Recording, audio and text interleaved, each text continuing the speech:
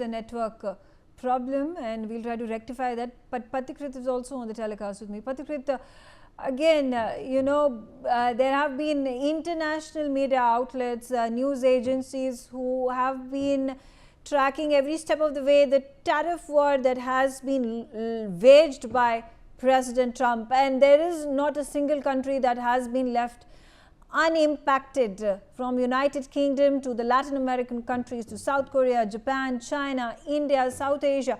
They have all been hit, and they are at this point of time looking at greener pastures. They are wanting to build supply chains, alternatives that they find to be attractive for their produce to be exported. And therefore, a statement that was also made by Xi Jinping, the Premier of China, that it is the need of the hour for the global South to come together and reduce its dependence on America. How is this going to work for countries that are fighting the tariff war with America in the long term? Good evening to everyone. First and foremost, we should be very careful about not fear mongering. We have to be very categorical and tell to the audience at large that at most what is getting impacted is merely a 1% of India's GDP and 5% of India's exports.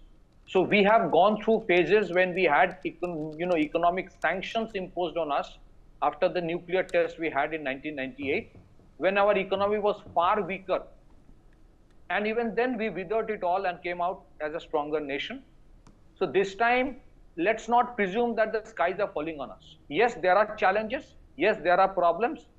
But the alternate of not having this challenge would have been to open up market of poultry, dairy, fisheries and agriculture, which would have ended up 15 to 20 crore of our farmers losing their livelihood. So that is the picture. It is important for us to tell to the whole country that the impact is at most 40 to 45 or $50 billion of a country whose total export merchandise and service together is around $800 billion. So we have the capacity to absorb it. Secondly, yes, I think we should ideally have a template of an 80-20 ratio. 80% of the focus should be, 80% of the consumption should always be within the country. And that is how you should reduce your dependence on Western or external whims.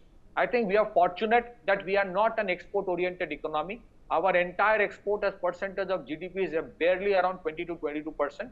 Secondly, I think this is also a time for wake up, and there are work being done not just by the government, but I think the industry is also working towards ensuring that they diversify, they de-risk their entire supply chain, including that of exports.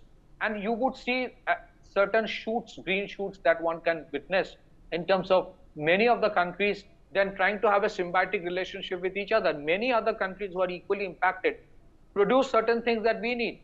And similarly, there are many things that we produce that they need. But that's one part of the story. We must understand there is a huge divergence between Wall Street and White House. The Wall Street is heavily invested in India. The Wall Street keeps on investing in India. The Wall Street wants to invest more in India. It is not that there is a boycott of investments happening in India. Even now, the GE has given a commitment of all the, engines that they're supposed to supply. And the Deputy Assistant Secretary of Defense was here last week giving that assurance. So you see the State Department is saying one thing, the White House says completely opposite of that. And I think this is a wonderful opportunity to make BRICS stronger. Yes, I strongly believe also, my last point, many of the American companies, what they're doing is that they're giving deep discounts on the markup price to absorb this tariff. Yeah. They're hoping that it is a short-term matter. But if it elongates beyond 3 months, then the impact will not be on India alone. It will be on American consumers and American companies as well, because changing supply line or supply chain is not easy for the American companies either. Those companies who have invested in the Indian textile industry and procuring, they just can't suddenly go up from here to another country. So it's far more complex than it appears, but it is not a doomsday. It's very interesting to note, and as was mentioned by Sharad as well, it's